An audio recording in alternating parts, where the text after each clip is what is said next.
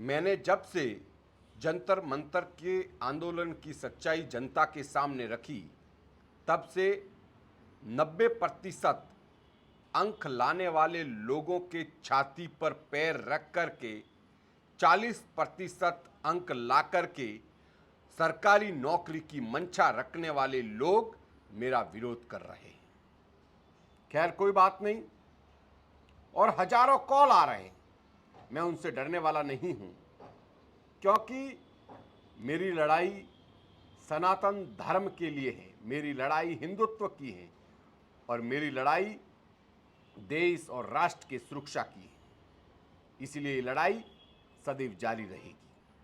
मैं आपको बताना चाहूंगा, आखिर ये कौन लोग हैं जो जंतर मंतर के आंदोलन को प्रोटेस्ट कर रहे हैं।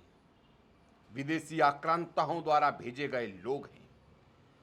मैं आपको कहना चाहूंगा सीजीपी वालों को कि तुमने सीजीपी पार्टी बनाई, हमें कोई दिक्कत नहीं। तुमने नीट पेपर लीक का मुद्दा उठाया, उसका पूरे देश ने समर्थन किया। फिर तुमने बीजेपी को वोट न देने की बात कही, वो भी ठीक है, तुम्हारा संवैधानिक अधिकार है। फिर तुमने बीजेपी नेताओं को गिराना शुरू किया, वो भी ठीक है, क्योंकि लोकतंत्र में हर व्यक्ति को बोलने का अधिकार है।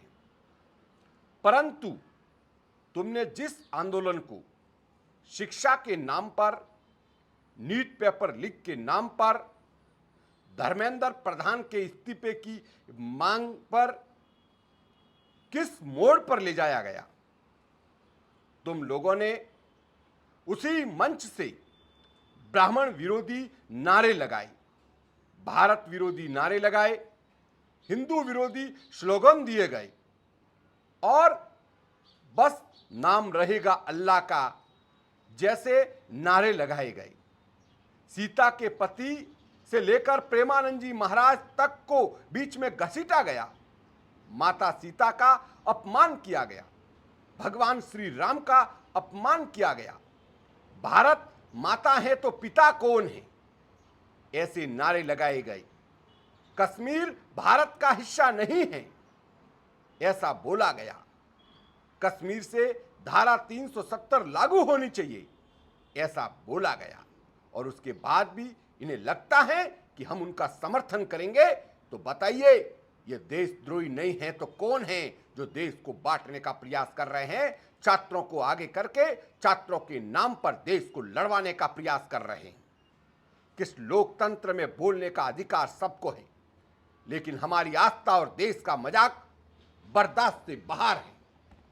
आखिर ये कौन लोग हैं जो विदेशी आक्रांताओं द्वारा भेजे गए? ये वो लोग हैं जो इस देश के अंदर बांग्लादेश जैसे हालात पैदा करना चाहते हैं। केंद्र सरकार को इस बात को ध्यान में रखना होगा कि ऐसे लोगों के खिलाफ कड़ी से कड़ी कार्रवाई होनी चाहिए। ये लोग देश को बांटने के लिए आए हैं। ये लोग अंदर से कुछ और हैं और बाहर कुछ और बोल रहे हैं। इनके अंदर छात्रों की पीड़ा नहीं है। वैसे भी 90% अंक लाने वाले को घर भेज दिया जाता है, चाहे वो कितना ही गरीब क्यों न हो, और 40% अंक लाने वालों को नौकरी मिल जाती है, चाहे वो कितना ही अमीर क्यों न हो।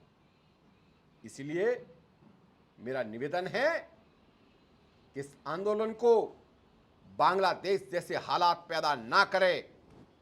लोकतंत्र के अंदर शांतिपूर्ण तरीके से आंदोलन किया जा सकता है, परंतु उस आंदोलन के अंदर पुलिस पर, आर्मी पर पत्थरबाजी करनी, पुलिस महिलाओं पर पत्थरबाजी करनी, कहीं पुलिस की महिलाओं के, कहीं आर्मी के नौजवानों के, कहीं पुलिस कर्मियों के, अधिकारियों के चोटें लगी हैं। क्या वो किसी मां का लाल नहीं है?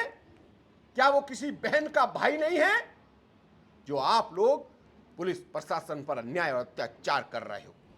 बड़ी शर्म का विषय है और भारत के हर नागरिक को इस बात को समझना होगा और ऐसे लोगों को सबक सिखाना होगा।